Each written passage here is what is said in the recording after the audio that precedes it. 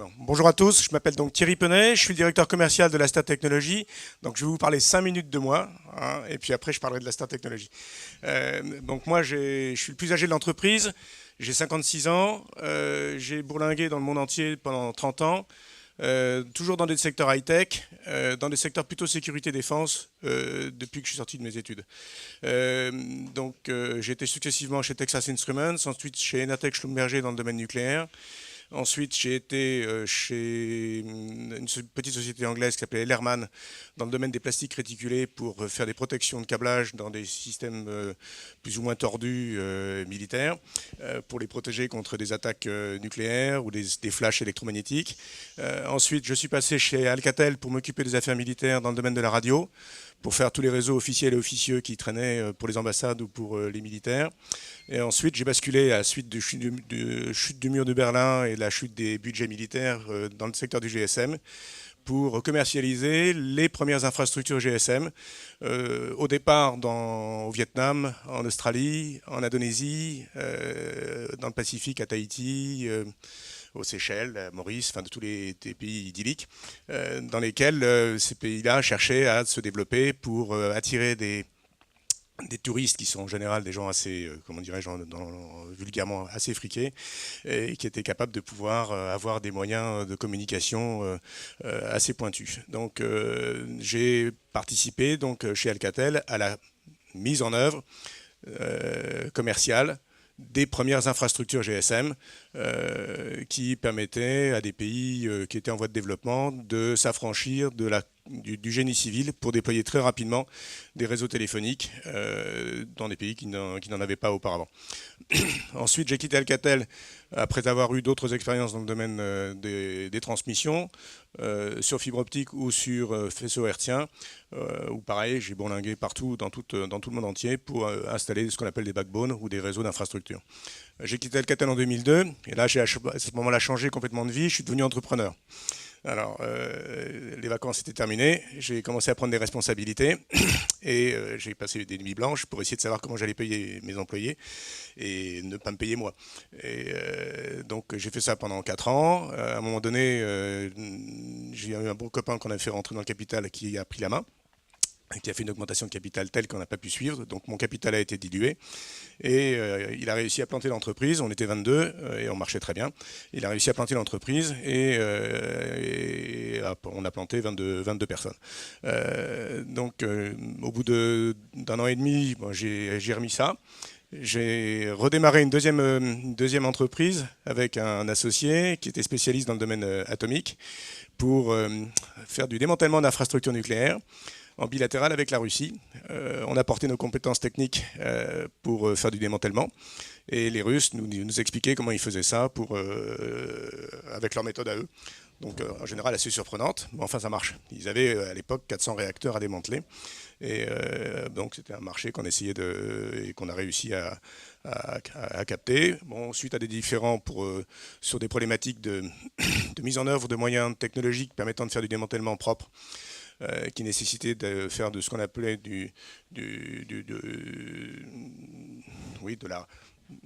redéfinir des plans à partir de choses existantes en scannant des ouvrages qui étaient déjà installés mais pour lesquels il n'y avait plus de plan. Donc il fallait faire toute une démarche amont relativement lourde. Bon, suite à un différend stratégique, je n'étais plus d'accord du tout avec ce que mes associés souhaitaient faire. J'en ai eu assez, j'ai revendu mes parts et je suis reparti. Et à ce moment-là, je suis rentré chez la Star Technology pour, avec tout mon réseau commercial que j'avais partout, dans tout le domaine industriel, en France et à l'étranger, les aider à démarrer une activité. Donc je suis rentré chez eux en 2009, dans une petite PME. Ils étaient 3, moi j'étais le 4e, maintenant je suis devenu le 3e, puisque les autres sont partis. Et il se trouve que je suis rentré dans une entreprise qui était à l'époque une petite start-up qui était créée depuis 2005. Donc je vais rentrer dans le vif du sujet, 2 secondes. Ah, ça marche, parfait. Toujours un doute. Donc on a été fondé donc, en 2005. La société a été créée par un garçon qui s'appelle Zil Liu, qui est un Français d'origine chinoise, qui est arrivé en France en 1974 et qui est réellement la cheville ouvrière de l'entreprise et qui a mis 4 ans à mettre au point une idée qui était toute simple. Comment je peux avoir des informations qui viennent d'un calculateur, d'un PC, devant les yeux, en ayant les mains libres? Donc c'est bête, mais c'est très pointu à mettre au point. Parce qu'il faut des connaissances en optique, il faut des connaissances en bio-optique, il faut des connaissances en physique, il faut des connaissances en astronomie, il faut des connaissances... enfin bref, je vais en passer des meilleurs. Moi, je ne suis qu'un commercial. Je me fiche de savoir comment ça fonctionne. Ce que je veux, c'est que ça marche. Donc, je veux les grandes masses et combien ça coûte. Après, derrière, c'est moi qui me charge de vendre ce genre de choses. Et en général, ça marche à peu près. Bon, toujours est-il que derrière, moi je m'appuie sur une équipe de spécialistes qui sont vraiment la crème de la crème. Mais on est très exigeant sur les recrutements qu'on effectue, de manière à avoir des gens qui soient équilibrés, ayant une tête bien faite dans un corps assez sain en général, on espère. Et bon, jusqu'à maintenant, on ne s'est pas trop trompé. Donc c'est plutôt des spécialistes dans le domaine en général des mathématiciens de haut vol, des gens qui sont capables de pouvoir appréhender des problèmes avec une analyse, une rapidité d'analyse, et capables de structurer leur pensée et surtout d'être capable de m'expliquer avec un langage accessible à moi, hein, de manière à ce que je puisse le restituer à vous, hein, qui n'êtes pas des spécialistes dans ces domaines-là. Donc des spécialistes en computer vision, des spécialistes en optique, des spécialistes en mécanique, des spécialistes en... quoi d'autre encore? Qu'est-ce que j'oublie? En informatique, bien entendu, j'oublie, c'est très important, parce que nous, on a finalement 3 pieds. On est capable, la société, sa mission, son objectif, c'est de réaliser des systèmes optiques qui permettent, en ayant les mains libres, d'afficher devant l'œil, à 2 cm de l'œil. Or, essayer de lire un document à 2 cm de votre œil, c'est impossible. Et c'est la prouesse qu'on a réussi à faire, c'est d'arriver à afficher des informations qui virtuellement s'affichent à 80 cm de distance, avec une taille grosso modo de 18 pouces, sur un écran virtuel qui flotte devant vos yeux. Et ça, tout le monde est stupéfait, mais quand je dis le monde, c'est le monde entier. Alors, les Israéliens sont dessus, les Chinois cherchent à comprendre comment ça marche, les Japonais sont tous en train de décortiquer le produit pour essayer de comprendre en rétro-engineering comment ça tourne. C'est assez particulier. Alors, c'est bardé de brevets, il y en a 23, on en a 20 à nous, on en a d'autres sous le coude dont on ne parle pas. Le problème d'une PME, c'est simple. Si j'explique par un brevet comment fonctionne et comment je veux me protéger, et que je dois expliquer à tout le monde comment ça fonctionne. Ça veut dire que les copains d'en face, qui ne sont pas plus fous que les autres, se disent bon, bah, s'ils font ça comme ça avec tel angle, moi je vais le faire avec un angle de 10 degrés de plus et je vais faire la même chose en contournant le brevet. Donc qu'est-ce qui se passe? Nous, sous le coude, on en a plein d'autres projets actuellement. Et investir, dépenser 20 000 euros pour faire un brevet qui soit worldwide, protégé sur tous les pays industriels, c'est lourd pour une petite entreprise comme la nôtre. Donc il y a plein de choses dont je ne parlerai pas aujourd'hui, hein, qui sont sous le coude, qu'on développe pour des projets ou qu'on a en tête, dont on ne parle pas. Par contre, on travaille avec des industriels sur des sujets qu'ils ont payés et pour lesquels, pour des raisons de confidentialité évidentes, je ne parlerai pas ici. J'évoquerai les grandes lignes, mais je ne rentrerai pas dans les détails. Que les choses soient claires, moi c'est précis. Bon. Ceci étant, 2005, je arrive en 2009, chiffre d'affaires, allez, je vais être sympa, 4 000 euros. Et, j'arrive en 2009, on me montre cette fameuse première exposition, Rêve, à la Cité des Sciences. Et pour moi, comme on dit en français, c'est du chinois. Je ne comprends pas du tout comment ça marche. Donc il faut qu'en 2 mois, j'appréhende complètement une technologie. C'est devenu une de mes spécialités. C'est d'être capable, j'ai fait ça toute ma vie, c'est en quelques mois d'apprendre une techno. Et avec les grandes masses que l'on m'a expliquées, à partir du moment où les gens ont été suffisamment clairs, je suis capable de restituer et de répondre à 90% des questions. Si j'ai besoin après derrière, je fais venir les équipes spécialisées avec moi pour m'épauler et vous expliquer dans le détail comment ça fonctionne et comment on va faire pour aller plus loin. Ceci étant, la démarche a été suffisamment positive, puisqu'on a terminé l'année 2012, là, je n'ai pas les chiffres de 2013, mais on doit être similaire. On a terminé 2012 à 500 000 euros et on avait 3 ans de commande devant nous. 3 ans de commande devant nous, avec des clients dont on parlera tout à l'heure, mais juste pour rigoler, 2 secondes, mais vous allez sourire, Google est un de nos clients depuis 2010. Hein. D'accord? Donc ils ont ils ont acheté nos produits pour voir comment ça marchait. Et ça fait partie aussi de mon job, c'est de savoir qui fait quoi. Donc vous inquiétez pas. Si vous êtes tous en contact avec moi à un moment donné, moi, je vous suivrai pour la suite. Et quoi qu'il se passe, j'arriverai à savoir ce que vous aurez fait. Alors, ce n'est pas de l'intrusion, ce n'est pas coercitif, c'est simplement que moi, j'ai besoin de savoir qui fait quoi et dans quel domaine. Donc, Babak Parviz, qui est le spécialiste qui travaille chez Google, c'est un type que je suis depuis 4 ans. Et quand je l'ai vu aspirer, venant de MIT, aspirer chez Google, j'ai tout de suite parlé avec Zil et je lui ai dit, dis donc, ça c'est intéressant, qu'est-ce qui se passe ? Puis on a commencé à se focaliser sur Google et on s'est rendu compte qu'un mois après qu'ils venaient nous voir pour demander à avoir nos lunettes. On leur a montré, ils les ont achetées sur étagère sans discuter. Bon, on savait très bien à quoi ça servait, mais derrière, c'était dans quel but? Puis on a commencé à réfléchir, Michel était dans la boucle, et on en a déduit que c'était effectivement une démarche qui était tout à fait cohérente avec la philosophie qu'ils mettent en œuvre. Alors je voudrais rassurer les choses. Bon, avec le passé que j'ai un peu l'habitude d'être systématiquement en phase avec les nouveautés, hein, les nouvelles versions technologiques. Alors c'est un peu comme l'imprimerie. À l'époque de Gutenberg, c'était la diffusion du savoir qui inquiétait l'Église à l'époque, qui inquiétait les rois, et les grands sujets, c'était de savoir comment maîtriser tout ça. Alors, il y a du positif et du négatif, mais il faut toujours avoir à l'esprit cette notion critique des choses. Moi, quand j'ai vendu du GSM, j'ai tout de suite imaginé, mais comment je me protège contre ce truc? Comment je gère ça? Parce que c'est vraiment une laisse électronique. C'est partout, tout le temps, nuit et jour, et je suis dérangé, tout est urgent. Et si vous passez votre temps à répondre, vous devenez complètement obsessionnel vous êtes dérangé à l'île Maurice quand vous êtes pour un problème qui se passe à 20 mètres de chez vous, de votre habitation. Les gens n'ont absolument pas conscience que vous êtes à 10 000 km de distance. Et ces notions-là sont à prendre en compte. Donc, après, c'est une gestion. J'éteins mon mobile, je le mets dans une boîte métallique parce que même quand il est éteint, il continue à émettre cette saloperie. D'accord? Ça émet tout le temps. D'accord? Donc ça se met dans une boîte métallique, comme ça, il n'y a plus de GPS. S'il n'y a plus de GPS, je ne suis plus suivi. Donc, mais par contre, il n'y a plus de message. Par contre, quand je le reprends, c'est parce que j'ai le temps de le reprendre et que j'accepte d'être à nouveau en connexion. Donc là, j'accepte d'être en contact avec vous tous et de savoir que je suis exactement à 10 mètres près, ici, sous telle cellule radio. Ces systèmes-là sont pareils, sont identiques. Je vais les avoir sur les yeux. Alors, c'est notre travail, c'est de faire en sorte que les informations soient le plus joliment affichées, le plus correctement affichées, le plus facilement exploitables. Et ça permet après de répondre à des problématiques qui sont, et c'est là où c'est important, l'aspect ergonomique d'un produit que l'on porte sur la tête est important. Mais ce qui compte, c'est de faire en sorte que les applications qui vont générer un contenu me soient utiles. Moi, j'en ai pas besoin d'avoir des informations devant les yeux qui me gênent pour savoir que je vais chez Madame Michu acheter mon repas à 12,50 € et que chez Bébert, qui est à côté chez le kebab, je l'aurai à 8 €. C'est pas mon sujet pour l'instant, ça m'intéresse pas. Par contre, si j'en ai besoin, là, je vais le chercher. D'accord ? Donc si vous êtes capable, si mes interlocuteurs sont capables d'imaginer des applications qui vont rendre un service à des usagers potentiellement intéressants, j'ai tout intérêt à ce que vous vous appropriez notre technologie ou une technologie d'affichage, quelle qu'elle soit, pour peu qu'elle rende un service à des usagers.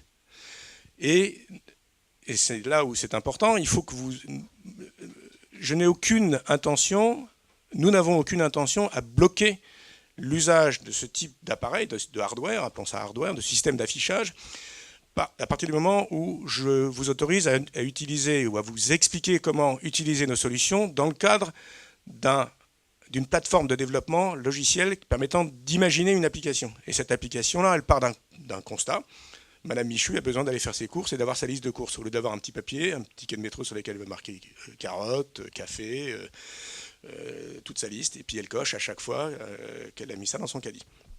Mais là, elle pourrait très bien avoir cette application qu'elle a été chercher sur un App Store quelconque, hein, ou un T-Store, comme tu disais tout à l'heure, un Tracking Store, et qui permettrait de pouvoir afficher un menu spécifiquement dédié à cette application-là. Et elle l'achète, moyennant un fee relativement bas, peu élevé, et derrière, elle l'utilise. Et ça peut être une application. Donc l'idée, grosso modo, en résumé, c'est créons un écosystème. Mon but, c'est de faire en sorte qu'il y ait un écosystème qui se crée autour de ces technologies. Ça marche ou ça ne marche pas. Moi, mes lunettes, ça ne sert absolument à rien s'il n'y a pas d'application qui soit utile. Alors, je prêche à la fois pour ma chapelle et en même temps, je souhaite que ça fonctionne. Et a priori, le fait que Google ait annoncé de lancer des lunettes qui fonctionnent moi je le trouve très bien, le produit, je l'ai essayé, il est parfait, mais pas pratique du tout. Sur certains aspects, c'est peut-être pour ça que ça ne marche pas très bien. Bon, j'en parlerai après tout à l'heure. Bon, je reviens après cette petite aparté très rapide. Donc nous, on a développé des technologies qui permettent d'afficher devant l'œil sur des verres transparents des informations qui sont générées par des calculateurs. Alors ces calculateurs, ça peut être un smartphone, ça peut être un calculateur militaire, ça peut être un calculateur dans une voiture, ou à la maison, un système de domotique qui interagit avec un système via lequel je recevrai des informations sur mon smartphone. Donc l'idée, c'est de faire en sorte que l'on soit le plus mobile possible et d'augmenter un sens qui est le sens de la vision. Alors après derrière, ce sens de la vision peut être d'affichage d'informations, peut être couplé avec des senseurs, et c'est là où c'est un point important. Ces senseurs ne sont pas limitatifs. Je ne suis pas limité à une caméra. Je peux avoir un système, si par hasard il y a un d'entre vous qui invente un système qui permet d'augmenter mon odorat, je suis preneur. Faire un système qui permet de détecter les parfums dans la nature, ça peut être tout à fait une application super intéressante. Et si vous arrivez à le miniaturiser et le mettre sur la forme d'un chips, ça peut être super intéressant. En fait, l'idée, c'est d'augmenter l'essence, c'est d'avoir une interaction avec la nature, l'environnement dans lequel on est, la nature, et que moi, être humain, je sois capable d'interpréter ces sens, ce que je fais déjà naturellement, mais je suis capable par l'intermédiaire de ces senseurs, d'augmenter ma capacité propre. Alors, comme on n'est plus des chasseurs, hein, on est moins développé, on a notre sens, on a quelques sens qui fonctionnent très très bien, c'est la vision et c'est, comment dirais-je, le toucher. Le reste, c'est très subalterne. L'ouïe est un petit peu moins, enfin c'est fréquemment utilisé, mais avec les MP3, ça marche pas très, enfin on arrive à réduire fortement notre capacité auditive. Mais tout ça, c'est des choses que notre propre nature, du fait de son manque d'usage, diminue la qualité de ses sens. Ceci étant, donc on n'est pas limité, si ce n'est techniquement, par certains verrous. On a des verrous donc, sur les senseurs, la taille des senseurs. Après, on a des verrous sur la capacité des systèmes de modélisation mathématique permettant d'interpréter les informations venant de ces capteurs et comment je les traduis de manière à les rendre exploitables sur un calculateur. Après, derrière, on a des problématiques sur le calculateur. Parce que si j'ai besoin de traiter une multitude d'informations venant de différents capteurs et que derrière, j'ai une masse d'informations à traiter, il faut que mon calculateur soit capable de les interpréter. Donc, pour vous donner une idée, actuellement, on travaille avec des laboratoires pour arriver à mettre, déjà c'est assez fort, actuellement il y a 2 cœurs, on arrive à 4 cœurs sur un smartphone, on travaille avec des labos pour faire en sorte de réunir l'équivalent en puissance de calcul de 250 smartphones sur un chip, hein, voire même 400 dans les 10 ans qui viennent. Donc ça fait partie des sujets sur lesquels on travaille. Après derrière, il faut arriver à encapsuler ça dans un smartphone ou dans un équivalent calculateur de très petite taille. Alors Google s'est planté. Je sais. Google il s'est planté parce qu'il a mis un OS directement sur sa paire de lunettes. Mais quand vous travaillez à plein régime en faisant fonctionner le Wi-Fi ou le Bluetooth à fond, l'autonomie de leur système c'est 30 minutes. Alors, je suis désolé, mais quand vous faites du vélo et puis que vous êtes en train d'essayer d'avoir du GPS ou des informations pour prendre des photos et puis vous dites à votre copine écoute, je suis désolé, mais j'ai plus de jus, c'est pas le bon moment à ce moment-là. Donc on reviendra dans 2 jours, il pleuvra après, ça marchera pas. C'est instantané. Donc c'est très frustrant d'avoir des autonomies simples.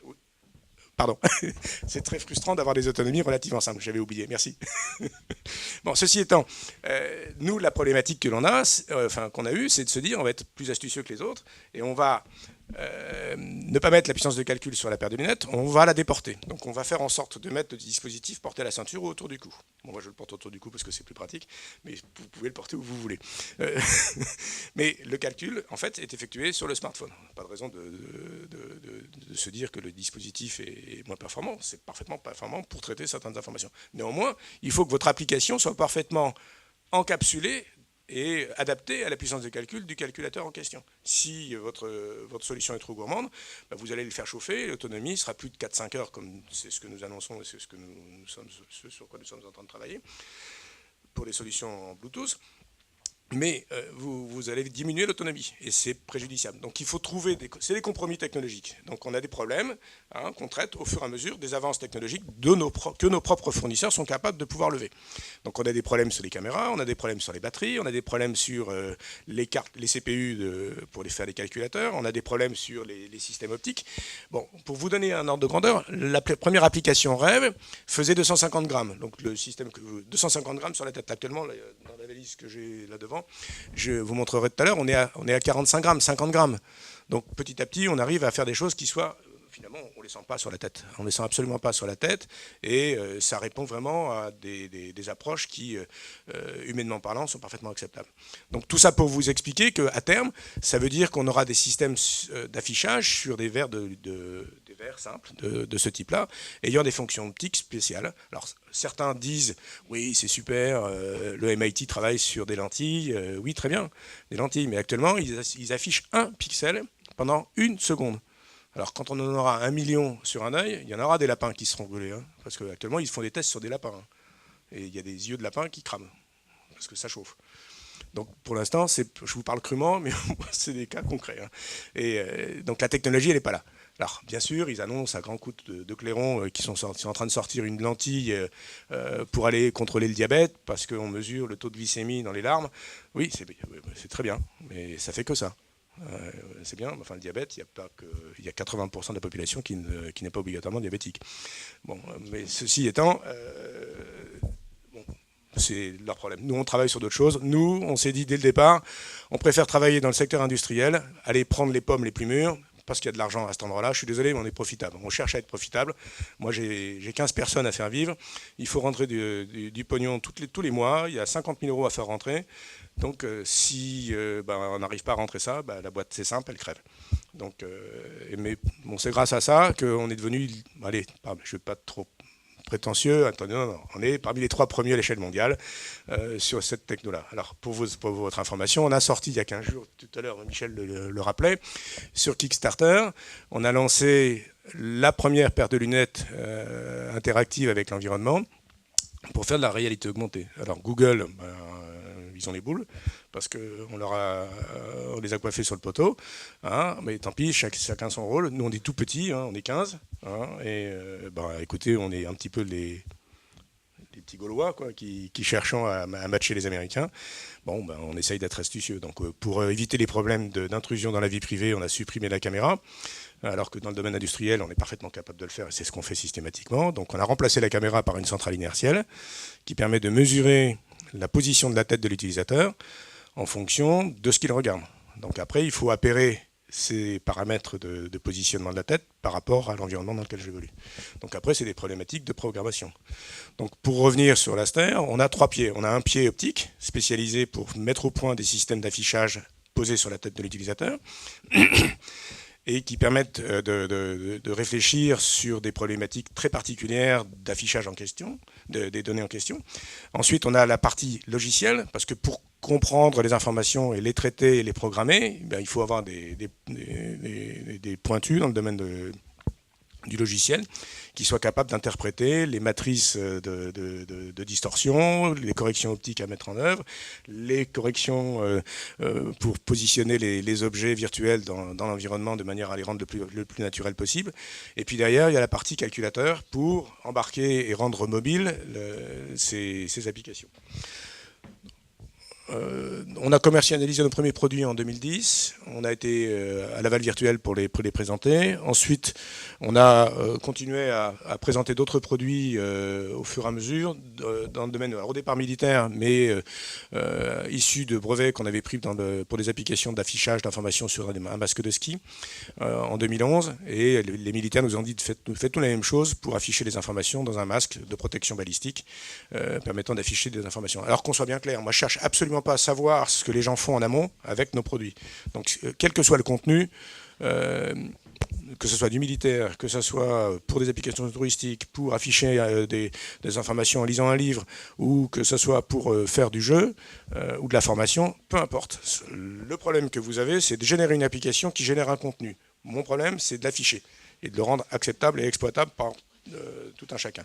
Alors après, l'IHM, comment dire, l'interface homme-machine de votre application, si elle est bullshit, si elle est pas bien faite, et que vous avez, comme ça a été le cas avec les systèmes qu'on a pu voir par ailleurs, et que vous affichez des bannières publicitaires sur tout l'écran, et que vous faites du vélo, en essayant d'avoir le plan de la station, le plan de trajet entre, je sais pas moi, l'Opéra et la place Blanche, et que vous avez votre tracé, et que vous avez tous les restaurants, une vingtaine de restaurants dont les bannières s'affichent dans votre champ, vous ne voyez plus les flèches pour tourner à droite et à gauche, vous ne voyez plus l'environnement dans lequel vous êtes, et vous croûtez sur une voiture qui est en face de vous. Donc attention à ces ergonomies-là, travaillez là-dessus et faites en sorte que ce soit le plus facilement exploitable possible. On a ensuite continué à sortir des solutions qui ont été intéressantes. On a été couronné par pas mal de prix. On a été subventionné, et ça par l'État français, au travers de subventions diverses et variées. On a récolté 400 000 € sur 4 ans. Oui, à peu près. À peu près. 400 000 €, on parle du ministère de la Recherche, par le ministère de l'Industrie, par le ministère des Transports. C'est bon, il n'y a pas à se cacher, ça fait partie du jeu. Les Américains font exactement pareil en disant que c'est pas vrai. Bon, chacun ses justifications. Moi, je le dis franchement, on a été aidé, bon, on a eu des bonnes fées, on le fait actuellement. C'est plus des subventions, maintenant, c'est des contrats avec des industriels lourds. Alors, je reviendrai tout à l'heure dessus. Bon, on a lancé nos premières technologies iPhone. Alors, ça, c'est l'ancien terme. Je n'ai pas changé. Hein. C'était un clin d'œil à Apple. Bon, Apple a montré les crocs. On a dit, bah, écoutez, nous chiche. Et ils nous ont dit, bah oui, mais nous, on est quand même plus gros que vous. Alors, on a dit, oui, mais c'est pas grave. Nous, on est vendable. On discute pas à moins d'1 milliard. Mais c'est passé. Donc, techniquement, je ne vais pas rentrer trop dans les détails. Michel a tout. Ça ne me gêne pas, moi. 1 milliard pour ayant mis à peine 0 au début. Je m'en fiche. D'euros, hein, pas de francs. Hein. Bon, la technologie, donc ça c'est une technologie dont Michel a très rapidement survolé les aspects techniques. C'est une technologie hors axe, donc située sur le côté. Actuellement, on travaille sur des technologies complètement dans l'axe, c'est-à-dire complètement pliées. On a réussi à tout replier optiquement et à mettre une carte électronique sous un volume extrêmement petit, puisque l'ensemble bloc optique plus carte électronique doit faire à peine 4 cm de haut sur 1,5 cm de profondeur, et tout ça concentré sur la face avant. Donc on distingue quasiment presque plus rien. Alors ce que je vous montre tout à l'heure, ça reste encore des protos, on évolue tout le temps de manière à faire en sorte que ce soit le plus léger possible. Et entre ce que je vous montrerai tout à l'heure, alors qu'on soit bien clair, je ne vais pas faire une démonstration et un essai pour tout le monde, vous êtes trop nombreux. Donc si vous voulez que je vous fasse une démo, vous m'appelez, hein, et puis vous dites, bah, écoutez, voilà, on est 15, et par petits groupes, on fera les tests, et je vous montrerai ce que c'est. Mais on ne peut pas les faire tous, il n'y aura pas le temps, ça ne sera pas matériellement correct. Donc n'hésitez pas, moi je me déplacerai, ça pose pas de problème, sauf si vous êtes trop loin, ça sera peut-être plus compliqué à organiser. Mais enfin bon, a priori, moi je suis ouvert pour faire ce genre de choses. Donc là, c'est une technologie déployée, hors axe. Donc vous avez un micro-display qui est situé ici. Je vais prendre les pieds dans les fils. Ici, vous avez donc un micro-display qui est situé sur l'arrière, hein, qui vient recevoir un signal VGA qui est émis par un calculateur. Le calculateur excite la carte électronique. La carte électronique active le composant. Ce composant, après on ne raisonne plus image. Hein. Ce composant, c'est un micro-display qui a cette taille-là. Hein, donc c'est 1 cm² de surface qui fonctionne en multicouleur avec la même définition que celle que vous avez sur votre écran d'ordinateur. Donc c'est du 800 pixels par 600 pixels, multicouleur. Donc vous avez exactement les mêmes images que j'ai ici, là. Donc c'est un véritable petit bijou technologique qu'on est obligé de contrôler avec des loupes à 60 de grossissement pour aller vérifier que tous les pixels soient en bon état. Bon, une fois cela installé, on ne raisonne plus image, on raisonne photons. Les photons sont émis par ce micro-display, transitent par un cylindre à l'intérieur duquel il y a une succession de lentilles. Ces lentilles viennent focaliser le faisceau lumineux en direction d'un miroir qui permet de réorienter le faisceau en direction du verre qui est devant. Alors ce verre, c'est ce fameux dioptre là. Je fais attention. En général, j'étais comme vous, j'étais jamais sur une estrade. Donc ce dioptre, il a 3 fonctions. Il a une fonction de transparence, c'est-à-dire que je vois au travers, comme à travers un verre de lunettes normal. Et en même temps, il a une fonction de convergence. Il a une forme très particulière qui permet de concentrer le faisceau lumineux en un point focal. Ce point focal est situé au fond de mon œil, sur la rétine. Hein, et l'image, alors j'oublie une fonction, il est en même temps semi-réfléchissant. C'est-à-dire que la face interne du dioptre a subi un traitement avec un dépôt polymétallique qui lui permet d'avoir un effet miroir. Donc il est à la fois transparent et semi-réfléchissant. Et l'image, enfin les photons qui sont réfléchis par ce miroir sont renvoyés et concentrés sur le point focal situé au fond de mon œil. Au fond de mon œil, qu'est-ce qui se passe? Je viens renvoyer une image qui virtuellement vient s'afficher. Alors après, c'est fonction des réglages. Cet affichage peut être, si vous êtes pilote d'hélicoptère, je ne vais pas vous afficher une information à 80 cm de distance. Je vais l'afficher à l'infini. Et l'infini, c'est grosso modo à 15-20 mètres. De manière à éviter d'avoir des phénomènes des problèmes d'accommodation de l'œil et d'éviter aux pilotes d'avoir Ajuster continuellement, je regarde de près, je regarde de loin, je regarde de près, je regarde de loin. Quand vous faites ça toutes les secondes, au bout de 5 minutes, le type pose l'appareil et dit c'est bullshit, j'arrête. Et puis il est fatigué. Et puis après, il se crache et c'est un problème. Si vous affichez des informations à 20 mètres, il continue à évoluer et à piloter son engin sans aucun problème. Par contre, à contrario, si vous êtes technicien sur un satellite, on ne va pas aller afficher les informations à 20 mètres. Parce que d'abord, la longueur de mon bras pour faire de la maintenance ou installer les câbles dans un satellite, c'est 80 cm de distance.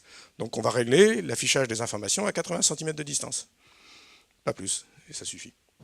Alors, on n'est pas à 80 cm près, on est à plus ou moins 1 mètre ou 20 cm en fonction des distances. Voilà. Alors après, je vous montre des photos de choses qui ont été prises en réel sur un banc de test. Donc on a remplacé l'œil de l'utilisateur par une caméra et on a fait des prises de photos, des prises de vue de ce qu'on voit au travers. Donc là j'ai affiché une information alphanumérique, c'est ma main, c'est mon bureau et on prend une photo. Voilà ce qu'on voit au travers. Donc c'est comme si vous aviez ça devant l'œil et que votre œil, c'est la caméra. Et c'est pas du fake. Alors je traduis, c'est pas du faux. Ok, donc ça c'est la même vue. Alors là, normalement, c'est un objet 3D qui tourne sur lui-même et qui montre que l'objet flotte dans le champ sans aucune aberration optique. La même vue à l'extérieur. Donc on voit bien le contour de la lentille sur le bord extérieur droit. Donc ça c'est une vue en réalité augmentée. Donc là, comme le disait Michel, on travaille sur les technologies avec marqueur et on positionne donc un objet sur un tag, une étiquette qui permet d'afficher l'information. Alors ce qu'il faut, je voudrais insister sur un point. Nous on fait de la réalité augmentée et de la vision augmentée. Alors qu'est-ce que c'est que la réalité augmentée? Michel l'a dit, c'est d'afficher des informations en interaction avec l'environnement. Mais si vous êtes, techniquement, c'est en termes optiques, la réalité augmentée, c'est bien. Mais si vous affichez l'information, par exemple, si je regarde cet objet avec ma caméra, mon œil le voit en même temps, donc en parallaxe, j'ai les deux informations qui sont vues naturellement et artificiellement avec la caméra. Si j'affiche une information qui est relative à cet objet, qui est interprété comme étant effectivement un stylo, et que je vais, pour des raisons quelconques, afficher une information qui est située là, à droite de cet objet, c'est pas bon. Si par exemple je fais un truc coercitif, je suis désolé, mais je fais de la reconnaissance faciale. Il y a des bad et des bons garçons qui sont ici, ou des filles aussi. Donc je fais de la reconnaissance faciale. Si je me trompe et que je vous dis que Monsieur Michel Hannena, c'est vraiment le bad boy qu'il faut absolument prendre et de mettre à l'extérieur, et que je suis désolé, mais que je viens d'afficher l'information sur vous, monsieur, et que le tag qui dit c'est lui qu'il faut enlever, et c'est vous sur lequel on fait l'erreur, c'est un peu idiot. Donc on évite de faire ce genre de choses. Donc techniquement, les premières générations, c'est un grand champ de vision, 50 degrés, donc le plus grand champ existant au monde, par contre une toute petite boîte de l'œil. Par contre, si votre vie est en jeu et que vous devez passer un quart d'heure à apprendre comment ça fonctionne et comment on aligne votre œil par rapport au système optique, parce que la boîte de l'œil est toute petite et qu'effectivement on passe 5 à 10 minutes à comprendre comment ça fonctionne, mais que votre vie est en jeu, vous acceptez de faire l'effort. Si par contre, vous devez proposer ce type de solution au grand public, c'est simple, au bout de 3 minutes, l'utilisateur prend le produit, l'enlève de sa tête, le regarde et commence à le tripoter, et au bout de 5 minutes, c'est cassé. Alors, les gens ne sont pas consciencieux, ne font pas attention, donc dans le domaine du grand public, ce n'est pas acceptable. Donc on a fait une deuxième génération, et on est parti sur une approche technologique totalement différente. On a augmenté la boîte de l'œil, on est passé de 5 mm à 18 mm. Par contre, si mon système est mis comme ça, je vois encore. D'accord? Par contre, au détriment de l'affichage, où on est passé de 50 degrés en diagonale, on est passé à 25 degrés en diagonale. Et ça reste, alors je vous ferai tout à l'heure à la fin, là vous aurez un tableau comparatif par rapport aux technologies existantes, on reste parmi les plus grands champs de vision disponibles sur le marché. Google, c'est 15 degrés, et encore on n'en est pas très sûr, c'est à peine 15 degrés, nous on est 25. Après, alors oui, en termes de compétition, vous avez quoi? Vous avez un Israélien qui fait ça depuis des années. En fait, les Israéliens, c'est simple, ils sont tout le temps en guerre. Donc il s'agit d'être tout le temps en avance par rapport aux technologies existantes sur le marché. Donc ils ont développé pour les F-18 une face avant portée sur un casque de pilote de chasse, hein, qui s'appelle un HUD, mais au lieu de l'avoir comme sur le Rafale, sur une lame ou dans une Peugeot, sur une lame frontale, vous reportez les informations dans la bulle du casque de l'utilisateur. Donc ils ont été très en avance sur une lame transparente, et les informations venant du tableau de bord sont devant vous. Parce que quand vous tournez la tête et vous cherchez à voir ce qui se passe autour de vous, si les informations vitales sont que posées sur un tableau de bord, vous avez une seconde ou deux d'inattention pour avoir les instructions qui vous sont nécessaires. Tandis que là, ils vous suivent en fonction de la position de votre tête. Donc les Israéliens ont été très en avance là-dessus. Les Américains, bon, ils sont en bilatéral avec eux systématiquement, donc ils étaient au courant en parallèle. Pendant ce temps-là, il y avait un petit Français qui était derrière, qui travaillait, hein, et il y avait un grand Français qui travaillait également sur ce genre de techno, c'est Thales. Bon, le problème, c'est que Thales fait la même chose, mais pour vous donner un ordre de grandeur, un casque de pilote de chasse, c'est 200 000 € le casque. Et c'est un casque qui est fait pour vous, madame, c'est un casque qui est fait pour vous, monsieur, etc., avec chacun vos spécificités morphologiques. On est arrivé sur ce marché en disant, attendez, nous on est capable de faire la même chose, mais c'est 20 fois moins cher. Alors là, ça a commencé à tousser. Thales a commencé à venir nous voir en nous disant, mais est-ce qu'on peut travailler ensemble? Ah oui, mais ça va être très très chaud en termes de propriété industrielle. La propriété industrielle, c'est la raison même de l'entreprise. Il est hors de question que les dépenses qu'on a effectuées soient quasiment croquées, parce que c'est vraiment des requins, par des grands industriels qui n'hésitent pas, sans aucun état d'âme, à vous pomper, à vous piquer vos données et vos informations. Donc on a montré les crocs, hein, et finalement on a réussi à travailler avec eux. Alors, on a travaillé avec eux sur une idée technologique simple. À partir du moment où vous avez besoin d'avoir les mains libres, et qu'un militaire, en général, il a les mains libres, pour utiliser d'autres outils, un fusil ou un système d'armes, peu importe. Donc l'idée de lui apporter des informations devant l'œil était important. Donc on a mis au point un masque de ski qui permettait derrière, alors c'est pas le masque de ski standard, c'est un masque de ski étanche avec un écran anti-laser, anti-balistique, et qui permettait de recevoir des informations venant d'un calculateur.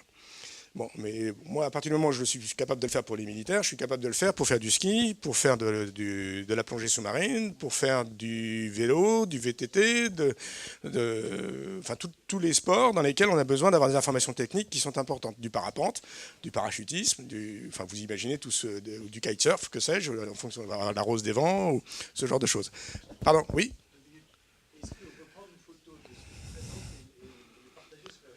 Ah ben, j'ai aucun souci. Non, non, mais il n'y a aucun problème, là, il n'y a rien de secret. Là, t'en fais pas, j'ai tout lavé. À part moi, il n'y a pas de problème.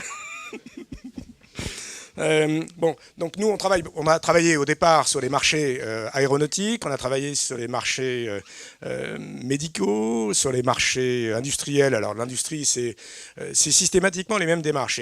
Je voudrais que mon technicien puisse recevoir les informations dont il a besoin, non plus sur une serveuse qui me suit avec un gros câble que je tire et avec une tour qui n'est pas du tout pratique, hein, et dont toutes les données techniques sont dedans. Donc je voudrais que mon compagnon, le technicien, porte ces informations sur lui. Donc c'est des problématiques de logistique, c'est des problématiques de maintenance, c'est des problématiques de formation, d'entraînement. Qu'est-ce que j'oublie? Ça, c'est dans le domaine industriel. Alors, industriel et militaire, industriel et aéronautique, civil ou militaire. Pardon? Dans les appels militaires, vous êtes alors, alors, sans dévoiler de secret. Alors, non, mais je peux en parler, c'est dans la presse. C'est dans la presse. Donc, Félin, c'est un programme militaire dit de soldats du futur. Alors, Félin, juste pour votre information, j'ai travaillé il y a 25 ans dessus. Hein, et les données ont été on avait travaillé là-dessus chez Alcatel, et ce qu'on avait préconisé a été repris par la DGA et a été repassé à la SAGEM, qui s'est chargé de les exploiter. Bon, ceci étant, donc je connais très bien ce genre de sujet. Félin, c'est donc le soldat du futur. Donc c'est des équipements qui permettent d'apporter aux soldats des informations devant l'œil de l'utilisateur. Sauf que SAGEM utilise une technologie israélienne. Hein, après avoir utilisé une techno, oui. La lame, c'est pas une lame française, c'est une lame, ils ont passé un accord avec eux. Et manque de chance, ça marche pas très bien. Ça marche pas très bien, et quand vous êtes soldat et que vous avez déjà 70 kg de bagages à transporter munitions, eau et nourriture, plus pactage. Et quand on vous rajoute au bout du bras de votre fusil qui pèse 4 kg avec vos munitions et que vous rajoutez encore 9 kg pour une caméra, plus tous les autres systèmes qui permettent d'interagir, bon, le pauvre garçon, il a 15 kg au bout de bras. Et vous allez essayer de courir avec 90 kg sur le dos, c'est pas donné à tout le monde, dans des conditions difficiles, souvent. Bon, ceci étant, donc il travaille sur V2, sur le félin V2. Tout le monde regarde, et tout le monde regarde ce qu'on essaye de faire, et tout le monde essaye de voir s'ils peuvent passer des accords avec nous. Alors moi, je suis prêt à travailler avec les industriels, mais il ne faut pas me prendre pour un perdreau de l'année. Moi, je suis un vieux renard, donc j'ai de l'expérience. Certains sont des industriels qui souhaitent collaborer, et d'autres le sont, font croire qu'ils le sont, et on va voir comment ils font. Donc ce sera toujours les mêmes problématiques de pays, de propriété industrielle. S'ils jouent le jeu, on ira de l'avant, sinon on restera dans notre coin et puis on travaillera avec le concurrent qui va bien. Donc c'est les grosses bagarres après entre polytechniciens, de chez Thales, de chez Sagem, enfin Safran, et on verra. Bon, moi, là-dedans, ça ne me gêne pas. De toute manière, notre technologie, elle intéresse tout le monde. Donc moi, j'ai pas de difficulté. On a trop de sujets. Donc c'est simple, s'ils ont de l'argent et qu'ils veulent aller de l'avant, on les suivra. Mais s'il n'y a pas d'argent, écoutez, on passera le chemin et puis on ira sur d'autres sujets. C'est très clair. Et c'est le même langage que je tiens avec les industriels. Donc c'est pas très commercial, je suis un peu d'accord, mais on n'a pas de temps à perdre. Oui, un jour je vais peut-être me reprendre un retour, mais enfin on verra. Bon, on travaille donc dans l'automobile, bien entendu. L'idée et ça les gêne beaucoup, parce que l'idée d'avoir devant les yeux des informations du tableau de bord utilisées sur un système en deuxième monte qui coûte, combien ça coûte une option sur un Peugeot, c'est quoi, c'est 1000 euros à peu près 700 à 1000 euros l'option affichage HUD, bon, ou sur un Mercedes ou un BMW. Vous imaginez que si on arrive avec un truc à 400 euros achetable directement sur Internet et que vous êtes capable de mettre l'application, d'aller chercher les informations de l'ODB, de l'ordinateur de bord directement devant les yeux, ça va les faire tousser tous. Hein. Mais ça fait partie du jeu. Sachant que c'est à la portée de tout le monde. Si l'un d'entre vous est capable d'aller chercher les informations directement dans l'ordinateur, moi j'ai aucune difficulté pour les afficher via un smartphone directement. Ça c'est relativement simple. Bon, donc l'automobile, l'industrie, toutes les industries, hein, de la métallurgie, dans le nucléaire, pour piloter des UAV, des robots, hein, pour piloter des drones, pour contrôler des structures, EDF pour contrôler ses lignes électriques, au lieu d'avoir un hélicoptère qui coûte 1000 euros l'heure d'usage, plus 1000 euros de maintenance, parce qu'une heure d'usage, c'est une heure de maintenance. Donc grosso modo, c'est à peu près les mêmes coûts. Bon, c'est très vite vu, on met un drone, on le fait voler pendant 36 heures, parce qu'un pilote, ça doit s'arrêter toutes les 4 heures. Il y a des besoins naturels, il a faim, il faut qu'il se repose, il faut qu'il aille aux toilettes, tandis qu'un drone, vous le mettez là-haut, il tourne. 36 heures, ça ne pose pas de problème. Et puis vous contrôlez 600 km de ligne sans aucun problème. Donc il y a des problématiques très concrètes. Voilà. Qui permettent d'être intéressantes pour piloter ce genre d'appareil.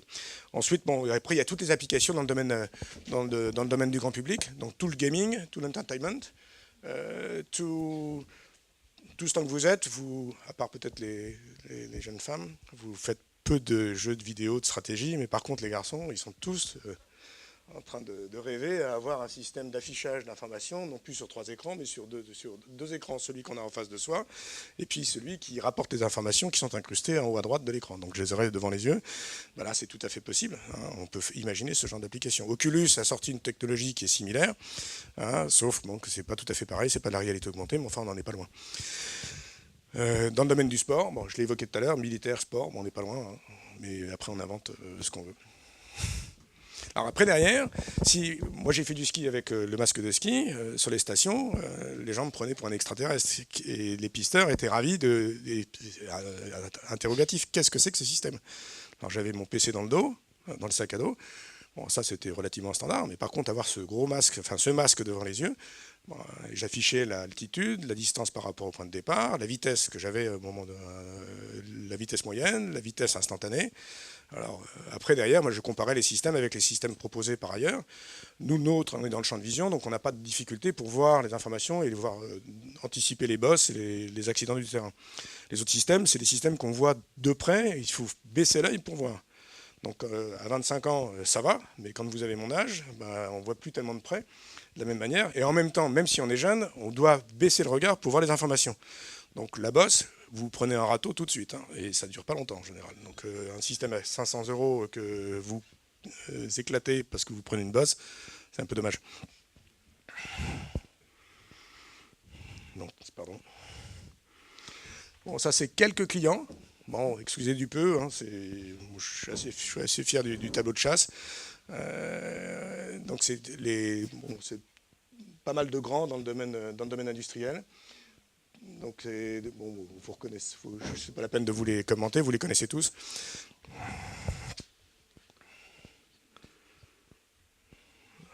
Bon, ça c'est le premier produit qu'on avait montré en 2010. Donc j'en ai parlé tout à l'heure très rapidement.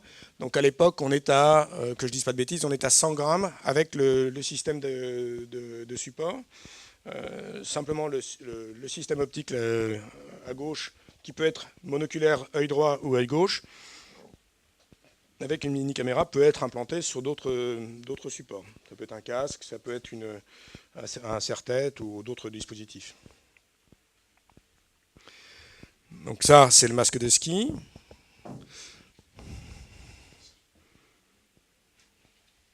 Alors tous ces produits-là, ces deux produits, même ceux-là, ces produits-là sont disponibles sur étagère. C'est pas des protos. On les sort entre 4 et 6 semaines suivant les délais des fournisseurs. Donc c'est des produits sur étagère. Alors c'est vrai, c'est des produits industriels, mais comme je vous le disais tout à l'heure, si vous êtes industriel et que vous n'êtes pas capable de sortir 5 000 euros pour acheter un produit sur étagère, écoutez, désolé, mais on passe à autre chose. Par contre, pour le grand public, là, quand on annonce ça au grand public, c'est autour de 400 $. Donc ça fait 350 euros, quoi, à peu près. Donc, a priori, 350 euros, c'est le prix d'un demi-smartphone, quoi. Donc ça, c'est le produit qu'on sort.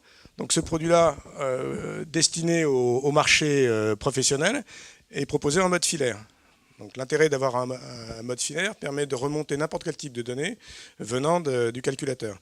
Je m'explique. Si vous montez de la vidéo, c'est relativement lourd en termes de poids.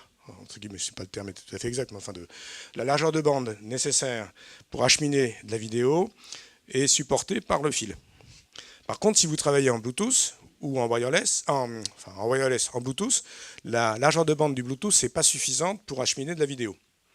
Alors vous allez me dire, oui, mais le Wi-Fi, c'est aussi du wireless. Oui, mais moi, pour l'instant, la norme, je vais être très franc et très direct, la norme sur le Wi-Fi, pour autoriser l'usage du Wi-Fi sur la tête d'un utilisateur, c'est pas encore autorisé. Et puis, j'ai pas envie de vous voir tous revenir me voir dans 10 ans avec une tumeur au cerveau, parce que vous aurez porté un micro-ondes sur la tête. Alors, pour l'instant, on travaille au Bluetooth, et on verra par la suite. Donc, prudent. Mais c'est pas le principe de précaution poussé à l'extrême. C'est simplement parce que venant de ce milieu-là, je présuppose que le Wi-Fi sur la côté de l'oreille, c'est pas idéal. Bon, donc là, une solution filaire. Donc la solution filaire pour l'industrie dispose d'une caméra. Et comme je disais tout à l'heure, la solution non filaire, wireless, destinée au grand public, elle, on a supprimé la caméra pour la remplacer par une centrale inertielle. Avec les mêmes caractéristiques optiques, donc un champ de vision de 25 degrés, une définition de 800 pixels par 600 pixels, en technologie OLED, pour le domaine industriel. Alors, technologie OLED, là-dessus, je vais donner un élément technique important. L'OLED est bien, mais il n'est pas assez lumineux. Donc ça veut dire que dans une salle comme celle-ci, ça passe, les informations s'affichent correctement. Par contre, dès que vous avez une ambiance trop lumineuse, à l'extérieur, ou dans une salle de contrôle très brillante, très chaude d'un point de vue luminosité, les informations, l'intensité lumineuse, le contraste lumineux n'est plus suffisant pour voir les informations correctement. Ça nous a posé des problèmes pour les applications militaires, parce que quand vous faites du ski, que vous faites la guerre et que vous dites attendez stop, je ne fais plus la guerre parce que je ne vois plus les informations, c'est pas bon. Donc on a réfléchi, on a trouvé une solution et on travaille avec une solution LCOS. Alors, par contre, on passe de 200 candélas par mètre carré en OLED, on passe à 2000 candélas par mètre carré en luminosité. Donc ça veut dire que par contre, si vous travaillez la nuit, et que vous êtes dans une ambiance, dans un tunnel ou que sais-je, dans une ambiance peu lumineuse, c'est presque trop lumineux. Donc on travaille actuellement à mettre en place des boutons qui permettent de décrémenter la lumière. Donc toutes ces problématiques-là sont à prendre en compte. Hein. Alors vous pourriez me dire, mais attendez, pourquoi on ne mettrait pas un verre photochromique qui permettrait de pouvoir changer la limite, enfin, on dirait la densité de transparence comme des lunettes de glacier, mais instantanément. Oui, mais le problème c'est que si c'est organique, c'est 20 secondes entre le moment où je détecte la lumière et le moment où je m'adapte, photochromique. Par contre, je voudrais un système ultra rapide. Oui, mais ça, c'est militaire. Il y a des Américains qui font ça, mais ça coûte un œil, c'est le cas de le dire. Et c'est soumis à autorisation d'exportation. Enfin, tous les Américains, c'est bien. Quand vous êtes copain avec eux, il n'y a pas de problème, vous pouvez acheter tous les produits que vous voulez. Puis, pour une raison quelconque, hop, ils vous disent non, non, ça, c'est plus exportable, on ne le vend plus, terminé. Et vous êtes coincé. Donc, systématiquement, nous, nos démarches, c'est, comme on dit dans le langage, dans le jargon, c'est ITAR free. On est libre d'utiliser les produits qui viennent sur d'autres sources autres qu'américaines. Mais c'est systématique. Ça, on est indépendant. Plus de problème. Alors, on le trouve en Europe, ou on le trouve au Japon, ou en Chine, ou ailleurs, peu importe. Ou alors on trouve, si c'est qu'en Chine, on trouvera ailleurs. Parce qu'ils ne sont pas fous non plus. Voilà, donc là, c'est le même produit en facteur forme, qu'on a adapté en wireless. Donc les mêmes caractéristiques mécaniques. Et avec une autonomie, puisqu'on déporte la puissance de calcul sur le smartphone, on a une autonomie, là on affiche 3 heures, mais les tests qu'on a effectués récemment permettent de monter jusqu'à 5 heures, entre 5 et 6 heures. Alors tout ça modulo deux choses, la température d'usage, si vous êtes en altitude et qu'il fait moins 35, il est clair que votre autonomie, sauf si vous le portez sur le corps, à 37 degrés, l'autonomie sera maintenue. Par contre, si vous êtes à l'extérieur en bandoulière et que vous êtes à moins 35 ici, peut-être pas moins 35, mais au moins à moins 15, moins 20, l'autonomie est diminuée de moitié. Et puis après, c'est fonction de la puissance de calcul avec laquelle on sollicite l'appareil. Donc ça, c'est un petit benchmark. Donc tout ça, je vous le transmettrai par mail, hein, vous l'aurez. Donc c'est un benchmark, un petit comparatif des différentes technologies existantes actuellement de par le monde. Donc on a le concurrent au milieu, le concurrent israélien. Vuzix, ça fait 15 ans qu'ils annoncent qu'ils font de la réalité augmentée. Bon, on n'a toujours pas vu. C'est toujours que de la vidéo 6 roues. Donc on regarde des informations vues par une caméra qu'on renvoie et qu'on affiche sur un écran. Donc en fait, vous ne voyez pas. Vous ne voyez pas naturellement, vous voyez que c'est la caméra qui voit pour vous. Donc ce n'est pas de la transparence. Et ils ont réussi à faire du marché et à gagner beaucoup d'argent au début. Enfin au début, ils étaient capitalisés à 50 millions de dollars, puis maintenant, ça ne marche pas très bien, donc ils sont à 10, quoi. Donc ça veut dire que tout le monde s'en va. Et puis tous leurs spécialistes sont partis chez Google ou chez les autres. À l'époque, ils ont levé 50 millions de dollars et actuellement, ça vaut plus que 10. Donc ça parle, c'est même pas la peine de faire de commentaires, on comprend tout de suite. Et tous les spécialistes sont partis aspirer chez Google ou chez quelques autres. Alors après, donc il y a l'humus. Bon, l'humus, c'est les Israéliens, donc comme d'habitude, on ne sait pas ce qui se passe. Et ils ne vendent pas. Donc ils vous disent oui, demain matin, je t'envoie, pas de problème Thierry, je t'envoie les informations. J'attends. Ça fait 3 ans que j'attends. Bon, on n'attend plus, hein, on avance de notre côté. Et puis après, ils vous rappellent en disant mais attends, t'aurais pu quand même nous appeler, nous dire, attends, je ne suis pas fou non plus. C'est la guerre, hein, c'est la guerre économique. Google, il avance tout seul. Bon, là, on attend. Ça fait 2 ans qu'on attend. En décembre 2012, ils ont annoncé pour 2013. Donc nous, on a été tester leurs produits en janvier au CES à Las Vegas en 2013. Bon, on les aide un peu quand même. Bon, c'est des copains. Déjà, c'est des clients. Donc on a été les voir. Puis ils nous ont montré leur appareil. Et puis quand on est rentré, on a dit aux techniciens, aux ingénieurs, écoutez, vous sortez les doigts là, il faut nous sortir un produit pour le mois de juin. Et au mois de juin, on a eu la surprise de constater que nos produits étaient prêts, hein, et qu'on l'a montré à tout le monde à WE. Par contre, eux, ils n'étaient pas prêts. Tant pis. Et puis on continue. Et là, ils annoncent 2014, mais enfin, je ne sais pas quand est-ce que ça va sortir, on attend. Par contre, il y a 2 paires de lunettes qui tournent en France, que vous avez peut-être tous vues, je ne sais pas. Enfin, en tout cas, tout le monde, ils font croire qu'il y en a énormément, mais il n'y en a que 2 en France. Moi, j'ai réussi à les voir en Suisse, mais enfin... non, mais enfin bon,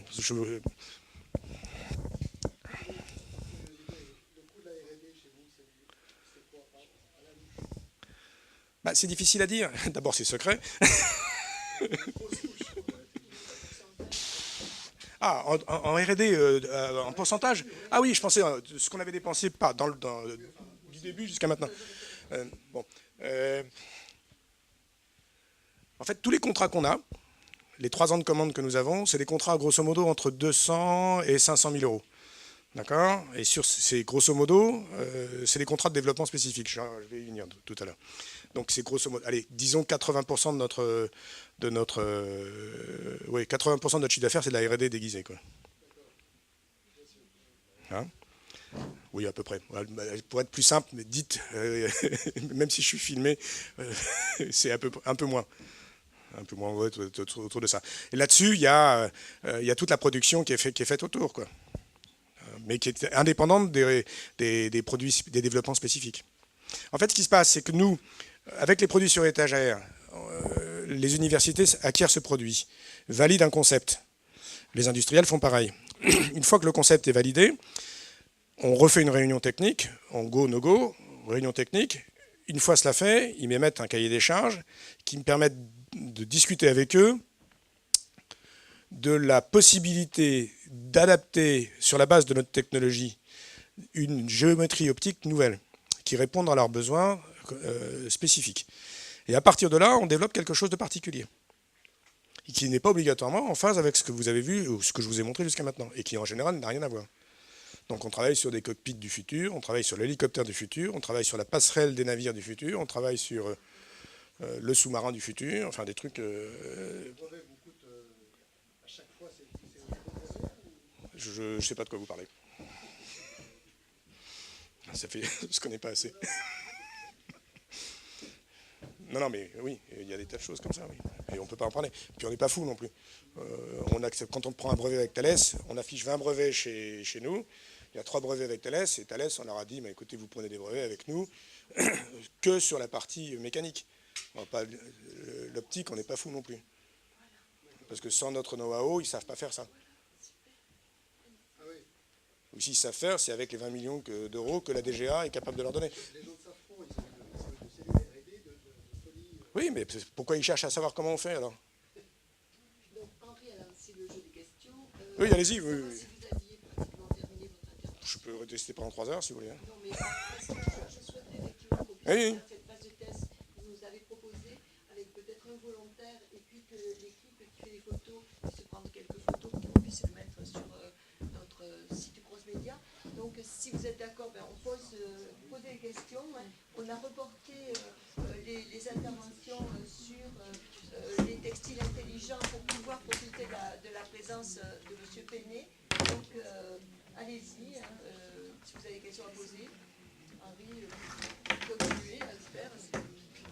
Allez, Laure, allez-y. En fait, tout à l'heure, vous avez parlé d'une accommodation, d'une distance d'accommodation qui dépend de l'application. Oui. Et je me demandais si cette accommodation pouvait être rendue progressive en fonction du milieu. Pardon. Je reprends, d'accord. Donc tout à l'heure, vous avez parlé de la distance d'accommodation qui est donc réglable en fonction de l'application. Et je me demandais s'il serait possible de la rendre adaptable en fonction du milieu pour pouvoir adapter la distance d'accommodation en fonction de ce qu'on regarde, pour ne pas avoir quelque chose d'affiché d'un point de vue accommodatif derrière le contenu qu'on regarde qui provoque des conflits d'occultation. En fait, votre problème est assez compliqué parce que vous évoluez d'un milieu A dans un milieu B. Et en général, les gens sont plutôt confinés dans des espaces restreints ou des espaces bien correctement définis. Les seules applications dans lesquelles il faille être à la fois de près et de loin, c'est quand on travaille à l'extérieur. En général, je vous l'ai dit tout à l'heure, il y avait une tolérance. Si vous faites du ski et que vous cherchez à avoir des informations, ces informations... Alors on peut imaginer, après derrière, oui, on peut imaginer des systèmes avec des solutions bifocales. Je m'explique. Ça reste entre nous. Il y a 200 personnes, mais c'est pas grave. On peut imaginer des systèmes bifocaux, c'est-à-dire que si j'ai besoin d'avoir des informations à voir de loin pour anticiper un chemin par exemple ou un cheminement de point en point, je peux avoir des informations s'affichant avec sur une focale me permettant d'afficher à l'infini. Par contre, si je veux avoir des informations techniques précises, vitesse, température ou une alerte météo ou un message SMS, etc., je peux les afficher à une distance plus proche. Mais en jouant sur la position de mon regard. Je regarde de loin, les informations s'affichent de loin. Je veux regarder de près, je baisse le regard une seconde. Ou un quart de seconde, et ça devient réflexe. On peut très bien imaginer ce genre de choses, oui. Alors après, derrière, votre question, c'est est-ce que vous avez grosso modo un moteur autofocus qui permet, en fonction de la position de mon regard, de s'adapter et d'afficher des informations de loin de près. Malheureusement, tout ce qui est mécanique est compliqué. Et arriver à le miniaturiser, à faire un tout petit, bon, on a beau être en relation avec le Leti et les gens de Grenoble, sur les nanotechnologies, ils n'ont pas encore réussi à faire un moteur tout petit. Oui, mais bien sûr que c'est des technologies qu'il faut qu'on ait à l'esprit, quoi. Mais il y a des manières de contourner. J'ai donné une voie, mais il peut y en avoir d'autres. Et c'est vous peut-être même qui pouvez les avoir. Après, faire un eye tracking qui, en fonction de la position de mon regard, bascule l'information de manière à l'afficher plus près. Du coup, est-ce que vous vous êtes approché d'SMI qui a un tracking binoculaire et qui permet justement d'avoir la convergence du coup? Alors, c'est bien chaud.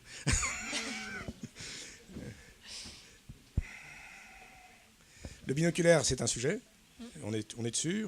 On a trouvé des astuces technologiques qui font que nos technologies sont parfaitement adaptées et on sait faire. Alors, les problématiques de convergence et de superposition précise d'informations devant l'œil sont parfaitement au point. Pour des raisons purement de stratégie commerciale, on ne va pas tuer le marché du monoculaire, alors que les gens ne sont même pas prêts à utiliser le binoculaire. Alors maintenant, je vais dire autre chose. Il y a deux écoles. Il y a les tenants du binoculaire et les tenants du monoculaire. Quand vous faites du sport, après vous étendez naturellement sur d'autres secteurs, vous avez une activité dans laquelle vous devez avoir le minimum d'occultation par rapport à votre environnement. Si vous êtes, votre champ est diminué pour des raisons techniques, latéralement. Donc notre champ naturel, c'est 180 degrés. On est actif sur grosso modo 20 degrés. C'est-à-dire que je lis quelque chose sur 20 degrés. Et par contre, je tourne naturellement mon regard pour des sollicitations lumineuses ou des mouvements. Je tourne le regard. Par contre, je suis incapable de lire quelque chose entre 20 et 160 degrés. On est incapable de lire. On ne sait pas lire. Donc on ne lit que ce qui est en face. À partir du moment où vous êtes binoculaire, vous allez avoir les deux informations. Je mets laquelle information sur les directeurs? Les informations A ou les informations B? Les informations majeures ou les informations mineures? Quelle est votre hiérarchie? Première question. Deuxième question, si j'ai les deux yeux occupés, comment vous êtes vigilant par rapport à votre environnement? Oui, mais c'est difficile d'avoir les mains en l'air et en même temps d'avoir le micro. Nous, on travaille sur les systèmes de micro sur les bone conduction, mais pas encore là. Avoir des informations. Si vous occultez votre champ en sollicitant les deux yeux, vous n'êtes plus vigilant aux obstacles qui sont situés sous vos pieds. Hein, une marche, un trou, un fil de fer, que sais-je, vous êtes moins vigilant. Donc les tests que nous avons effectués nous amènent à nous rendre compte que les gens préfèrent petit à petit travailler sur un seul œil, sur l'œil directeur, afficher les informations sur l'œil directeur, et en gardant l'autre œil vigilant. Naturellement vigilant. Parce qu'en fait, notre cerveau, là, ce qu'on essaye de faire, c'est de copier le cerveau. Nous, on fait des tas de choses naturellement. On ne s'en rend même pas compte, c'est inconscient. Par contre, nous, on essaye de traduire artificiellement l'interprétation que le cerveau va avoir à partir d'informations capturées et générées artificiellement. Générant des informations capturées par un senseur, qui sont interprétées par un calculateur, qui lui-même va les afficher artificiellement et va amener le cerveau à les interpréter ou à l'aider dans une tâche donnée. Mais non, mais c'est passionnant parce que c'est génial. Oui, parce que là, on va avoir un petit souci de temps. Donc, peut-être qu'on va faire la présentation des lunettes. Et puis, il y a deux volontaires, en un premier temps, deux volontaires qui vont venir et qui seront à la fois filmés et qui seront photographiés et sacrifiés, qui vont donner leurs impressions. Et ensuite, il peut y avoir un flux très important qui pourront tester les lunettes. Donc, c'est génial. Il y a une question. Avec Henri. Donc préparez-vous, mettez-vous face quand même aux caméras.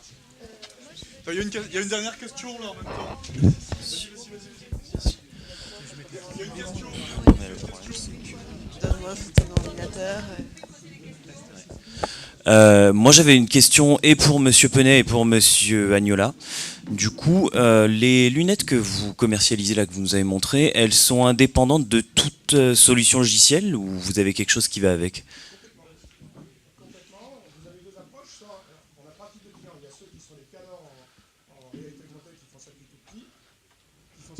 multiplient et on n'a rien à leur apprendre. Il y a ceux qui savent rien, donc il faut les prendre à la main et puis les guider. Donc ça, on sait faire jouer un rôle de conseil. Et puis il y a ceux qui sont au milieu et qui ont déjà développé une première application qui génère un contenu. Par contre, ils voudraient l'utiliser sur nos dispositifs. Considérez-nous comme un simple écran déporté. D'accord ? Mais par contre, optiquement parlant, c'est un peu plus compliqué. Oui. Donc il faut qu'on vous aide à faire en sorte que les informations que vous allez afficher se positionnent, soient correctement vues par l'utilisateur. Il est hors de question d'avoir des trapèzes ou des formes aberrantes. Donc il faut qu'on vous communique les matrices de correction de distorsion. Et ça, c'est l'échange. Ensuite, il faut qu'on vous communique les paramètres d'échange d'informations entre votre générateur de contenu et notre calculateur, de manière à ce que l'échange puisse s'effectuer. Donc, en 2 mots, vous avez développé sur Unity 3D, sur Total Immersion, peu importe.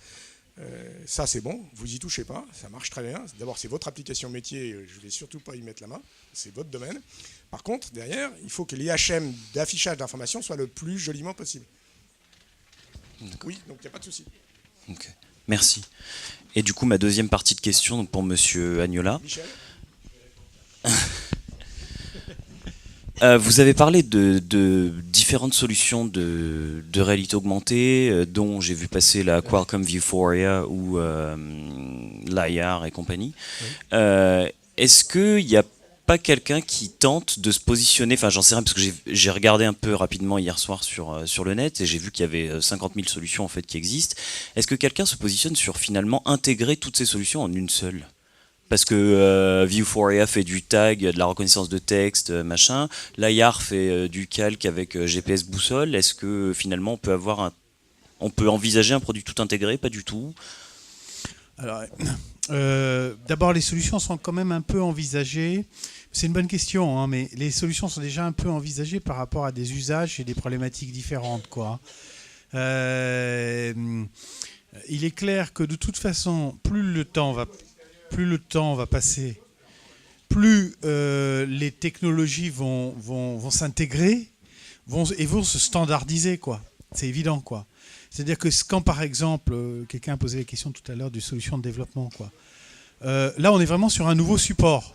Hein, on est sur un nouveau support technologique, donc il n'y a pas d'offre d'application qui existe encore. Pour que ce support existe, il faut qu'il y ait des applications et des services innovants qui soient développés. Moi, j'achète pas un smartphone si j'ai pas derrière une bibliothèque. Si j'ai pas, qu'est-ce qui a fait le succès de l'iPhone ? C'est l'iTunes, quoi. Voilà, c'est la possibilité d'avoir une offre d'application. Donc, un des enjeux, c'est de développer une offre d'application aussi. Donc, l'Aster, par exemple, travaillait effectivement sur déjà, d'une part, une solution de SDK pour développer des applications, et de l'autre, une première bibliothèque d'applications pour pouvoir avoir des usages par rapport à ces lunettes. Voilà. Google passe du temps et de l'énergie là-dessus et sollicite la contribution des développeurs, justement.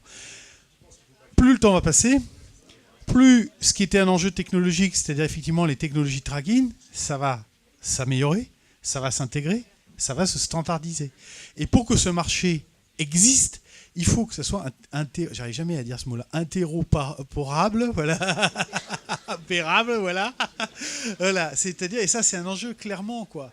Après, à ma connaissance, je connais pas une solution qui regrouperait toutes les solutions. Je connais différentes solutions. Ah ouais, Henri, ses impressions là.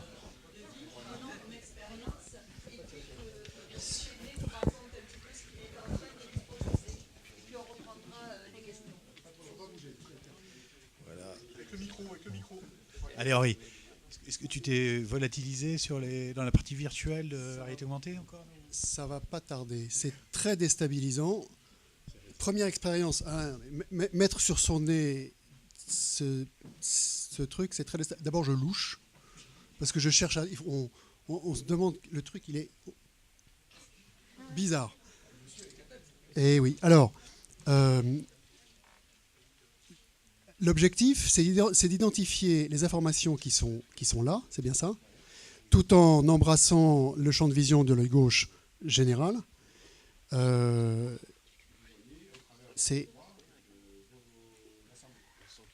Et je vois à travers de l'œil gauche... Non, ah oui, exact. Oui, c'est vrai. Si.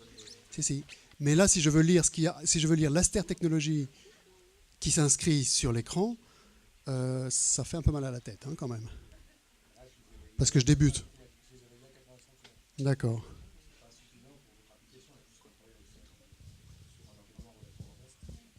Alors, en fait, là, ce qui est étonnant, c'est qu'on voit le jogger courir comme un fou sur sa route.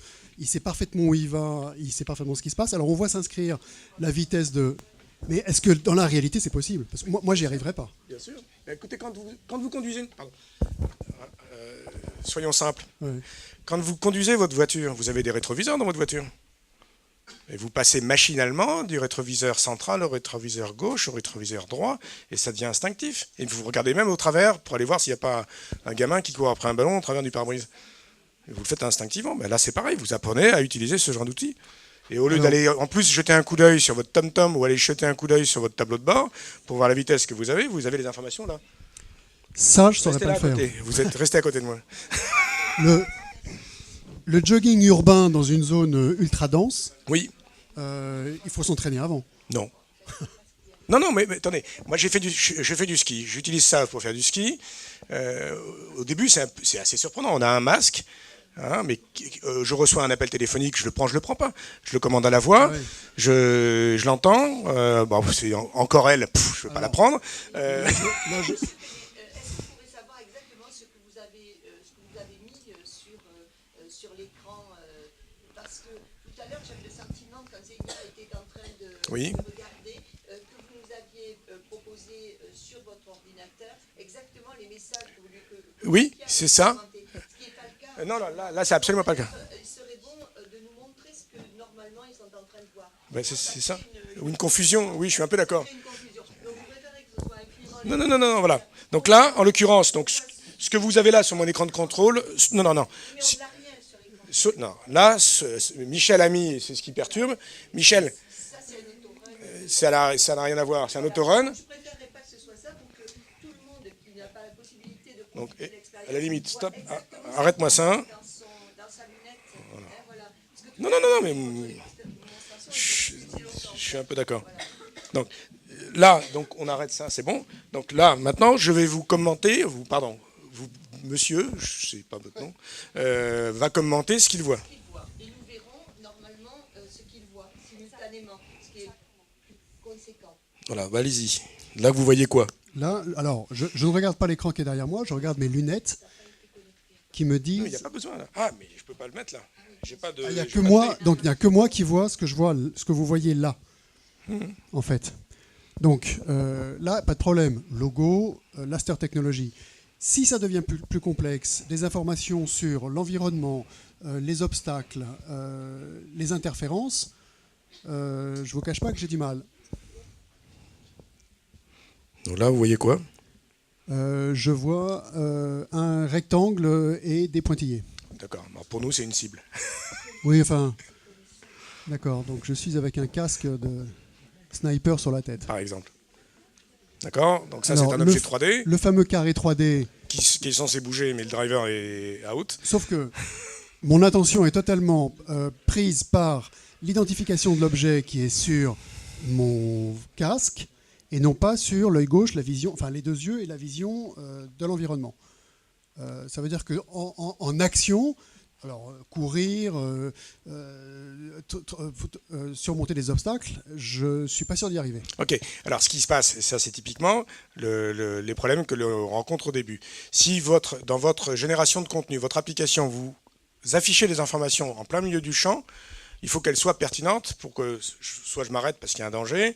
Je ne vais pas afficher une information standard d'ambiance, de température ou avec attention, je vais tourner à gauche dans peu de temps. Où il y a, je les mettrai sur les côtés ces informations-là, ou en bas, ou en haut à droite, de manière à ne pas me gêner dans mon champ principal. Après, c'est créer une hiérarchie des informations. Hein, si j'affiche une vitesse, je suis en moto, que je veux afficher certaines informations, je ne vais pas avoir en plein milieu tout le temps le 53, 54, 52, ça ne sert à rien. Par contre, les avoir en bas à droite et m'indiquer que, attention, tu dépasses les 70 et que tu es déjà à 72 et que tu rentres dans une zone dangereuse, là, il peut y avoir une alerte qui s'affiche. Alors, excellent exemple, parce que je suis en moto, je me faufile dans l'un, le danger est devant et derrière. Et là, effectivement, le danger qui est derrière, je peux l'appréhender. c'est un bon exemple. Mais il faut que je sois une position mobile mais statique. Sur ma moto, je suis statique, mais je suis en mobilité. Oui, et alors? Et alors, ça marche. Oui, d'accord. Alors, cela dit, ça fait 5 minutes que j'ai le casque sur le nez et l'œil droit fatigue. Hein. Je le sens. Parce Bon. que attendez, ça fait 5 minutes que vous l'utilisez. Bonne- Non, c'est bon apparemment. Bah, quand Apparemment, c'est bon. Je continue. Allons-y. Donc là, vous êtes pilote de chasse, Alors, ouais. pilote d'avion. Alors ça c'est assez spectaculaire parce qu'on s'y croirait. Et là c'est pareil. Donc c'est l'équivalent d'un HUD avec un horizon artificiel. Vous avez alors là c'est statique, mais moi je l'ai essayé en avion avec ce qu'on appelle un FLIR, connecté directement sur un petit ordinateur de bord pour de l'aviation légère, et avec un masque de ski ou un équivalent comme ça. Je vois les informations s'afficher en temps réel et varier en fonction de la position de l'avion. Donc c'est assez spectaculaire. Donc là cet après-midi j'ai des rendez-vous pour ce type d'usage. Parfait. Écoutez, moi je crois que pour ce qui me concerne. Donc voilà la typiquement le genre démonstration- d'information qu'il ne faut pas afficher, il y en a trop. Ouais, c'est ça ça. sert à rien. Ouais. Donc il faut travailler l'ergonomie, la dimension des caractères, quel type d'information j'affiche, une fonction de température, quelle police de caractère, quelle couleur, il y a tout ça à travailler en fonction de votre application. Sénat, vous avez vécu la même expérience. Est-ce que vous avez des commentaires supplémentaires à faire? Vous êtes d'accord, Escalier Henri? En première, c'est une grande opportunité. Merci pour cette grande opportunité en fait. Et en plus, je pense que ça gère trop bien et je n'ai pas eu du mal à la tête ou rien du tout. Normalement, c'était très très bien. C'est comme c'est normal, comme on voit en vrai. Donc très intuitif finalement et assez ergonomique. Oui, je pense, oui. Voilà. Merci. Merci. Donc, vous pouvez faire un commentaire? Tu veux venir Super. Donc, peut-être d'autres étudiants qui auraient envie de tester, vous pouvez venir encore dans quelques petites minutes. Et si des questions vous viennent aussi à l'esprit, profitons des quelques minutes qui restent pour les poser à M. Lester. À monsieur excusez-moi. Ça me va.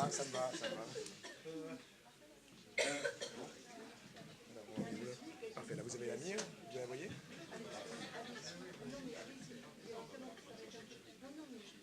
fait, ce qui compte, c'est vous voyez la définition, comment c'est? C'est propre. Donc si vous pouvez commenter, c'est toujours une bonne chose, ceux qui l'expérimentent pas. Bah écoutez, ça s'affiche bien. Après, moi j'ai pas l'habitude de porter des lunettes, donc c'est vrai que c'est un peu perturbant. Et par rapport à la vision, je dirais que l'image est un peu haute par rapport au regard, parce que, peut-être c'est parce que je suis en hauteur. Alors forcément, si je vous regarde vous en même temps que l'image elle arrive au niveau des fenêtres en fait. Donc par rapport à vous, je peux pas. Il faudrait que je baisse vraiment la tête pour avoir l'image en même temps que je vous regarde. Voilà. J'interviens 2 secondes. Donc c'est typiquement ce genre de problème dont il faut tenir compte. Là, ça a été fait par des designers en CAO mécanique qui n'avaient aucune connaissance en biophysique ou en biomécanique. Donc il y a un angle, votre paire de lunettes naturelle, elle a un angle de 5 degrés par rapport à votre axe, votre face, votre plan d'œil. Donc il faut qu'on penche le dispositif optique de manière à faire en sorte que ce que la jeune femme vous a expliqué, votre collègue a expliqué, elle voyait les informations trop haut. Donc nous, on travaille là-dessus de manière à faire en sorte que les informations soient affichées au bon endroit, un petit peu plus bas. Donc c'est une affaire de quelques degrés. Donc on travaille en plein dessus. Et dans la vidéo, vous remarquerez sur le site Kickstarter, c'est un des sujets sur lesquels je suis et j'engueule tout le monde, quoi. Mais il n'y a pas le son. Voilà. C'est bon, vous voyez quelque chose? Avec des lunettes en plus? Oui. Bien. C'était un peu la question. J'ai mis un supplément de doute. D'accord. Tenez. Merci. Vous voyez quelque chose? Oui, je vois une voiture en wireframe. Là, oui, qui tourne. C'est plutôt confortable. En revanche, c'est plutôt accaparant également, puisque du coup, on a quand même tendance à regarder bien ce qu'on voit devant les yeux et pas vraiment ce qui, du coup, se passe autour. Alors, il y a en plus quelque chose d'assez, enfin, je vais pas dire bizarre parce que c'est pas bizarre, mais une différence de ton en fait entre les deux verres, puisqu'il y en a un qui est un verre blanc et du coup l'autre qui est à moitié réfléchissant. Donc du coup, on voit le deuxième verre est en fait un verre fumé. Alors du coup, c'est peut-être pour ça que c'est plus problématique de passer d'un verre à l'autre, enfin d'un œil à l'autre, je ne sais pas. Mais oui, là je vois un terrain, toujours en wireframe. Là, une chaîne de production, c'est ça?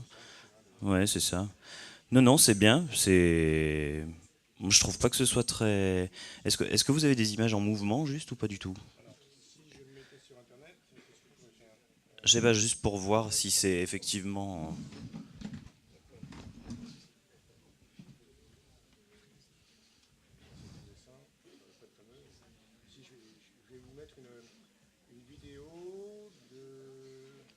C'est quand même hallucinant d'avoir l'ordinateur devant l'œil, quoi.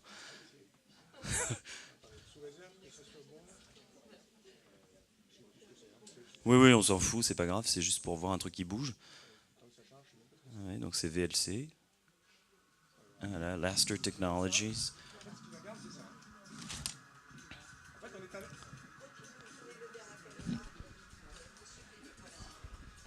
Là, on est vraiment. Donc là, on est en train de voir en vidéo, on est vraiment dans le cadre d'une fonction de type écran déporté. On affiche en clair l'information, c'est exactement ce que vous entendez. Alors vous auriez deux écouteurs dans les oreilles, vous pourriez regarder la télévision sur un œil. Voilà, alors alors je vais rejoindre Henri, je crois, qui avait vu ça tout à l'heure. Ça donne quand même. Oula, alors là c'est du ski qui défile. Et donc là, moi je suis en complet vertige là quand même. C'est très bizarre, mais je pense que c'est effectivement, il faut s'y habituer, comme la voiture avec les rétroviseurs. Au début, on sait jamais où regarder. C'est quand même très très bizarre. En plus, on essaye du coup de dévier le regard, donc on s'en va, mais en fait, l'image nous suit. C'est quand même. Oui, non, c'est. Oui, oulala. Je pense que je vais retourner sur le plancher des vaches. Ah oui, non, ça pourrait être immersif. Merci beaucoup en tout cas.